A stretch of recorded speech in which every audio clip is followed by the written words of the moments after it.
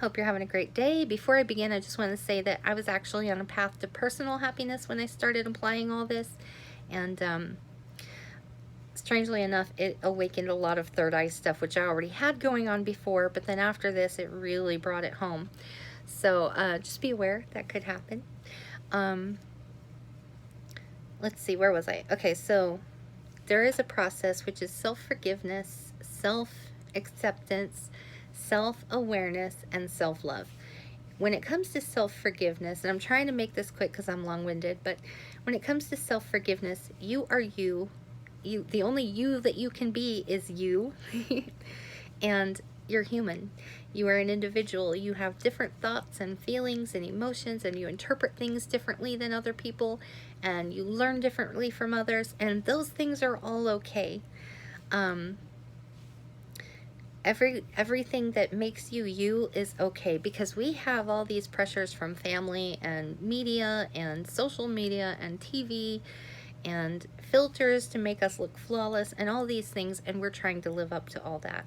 So did I mention expectations from family? That's another one. None of us can be our brother or sister, and that's just the way it is. And it doesn't matter if anybody else can accept us as we are. We can accept ourselves as we are. But this is where we have to be really kind and really gentle with ourselves, because this is the point where we're trying to get to that self-acceptance. So the point of this is, if you are doing the best that you can and you are learning from your mistakes, that is all anybody can ask of you, is to be the best version of you that you can be. Anything else is just unreasonable. So I know that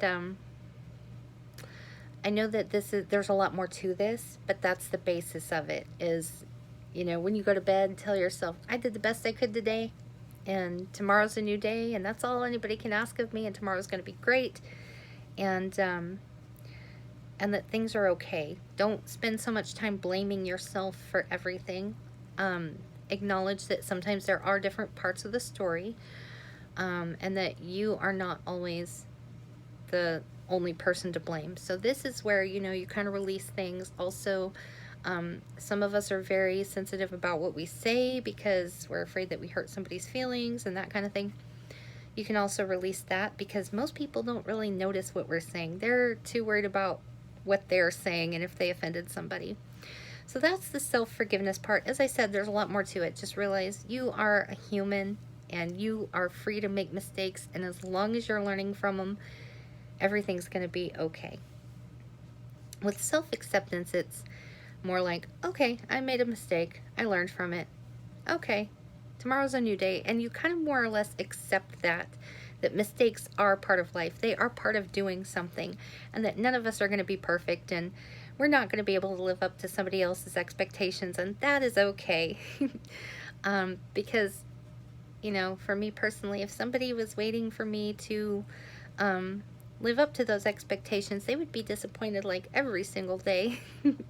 And I have fallen into that trap before myself, so I know it's difficult to turn off all those little voices, because there are things that follow us around from childhood or adulthood, from verbal and emotional abuse to gaslighting, or being told we're not good enough, or being bullied in school, and all these negative things. They knock our self-acceptance. They tell us that we are not good enough. And if we can kind of turn those voices off, which is not easy, but if we can turn those voices off, it can help tremendously. So self-acceptance is just kind of like, here I am, and this is me, and that's it. Don't expect me to be anything I'm not, because you're not going to get it. And it's being content with that. And it is allowing yourself to make those mistakes and not be too harsh or too judgmental on yourself. With self-awareness, I think of it more like this, and there are certain things with self-acceptance and self-awareness that kind of go hand in hand. Such as, for instance, I'm here, so I deserve to be happy. Let's make the most of this. I feel that those do kind of go hand in hand, but I see that more in the self-awareness part, because it's also knowing who you are, what you are and are not capable of, and sometimes we will get shaken. and we will be tested, and that does happen. It is knowing when to recognize this situation is getting toxic. I need to walk away. It is knowing I'm hungry, so I'm going to have some food now. I'm going to go and find some snacks in the kitchen. It is knowing that I'm tired. I'm going to take a nap. I don't care where I'm at. Not necessarily. I mean, I do still try to apply some kind of social code, but stuff like that. Just knowing who you are, what you want in the moment, what is going to benefit you, and what's going to make you happy. So, and also, as I mentioned too, there's something to be said of, I am here, I deserve to be happy, I deserve this as much as anybody else. That's not to say like not gonna knock anybody out for like, you know, some Black Friday deal, but you know, just the simple fact that you deserve that kind of happiness in life, and just to exist and to be able to go places you want to go, and enjoy things that everybody else enjoys. Where was I? And then we get to self-love. Now, self-love is the unconditional part of that. That is loving who you are unconditionally, without question. Now, I do have to say something of this whole entire process, because I don't want this to be misconstrued. There is a point during the process where we begin to notice our flaws, but we don't really hold them against ourselves. That's why it's so important to be kind to ourselves during the self-forgiveness phase. When you get to the part where you are beginning to notice that it's okay to be me, that's when you kind of want to rein it in and question yourself a little bit more and say, okay, well, what could I have done differently to have weeded out that bad behavior? Or what could I have done differently in said situation?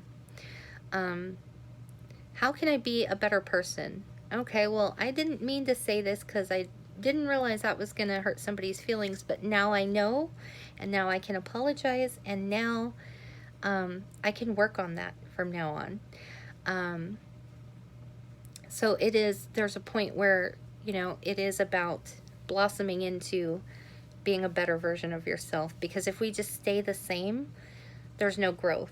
But acknowledging our faults and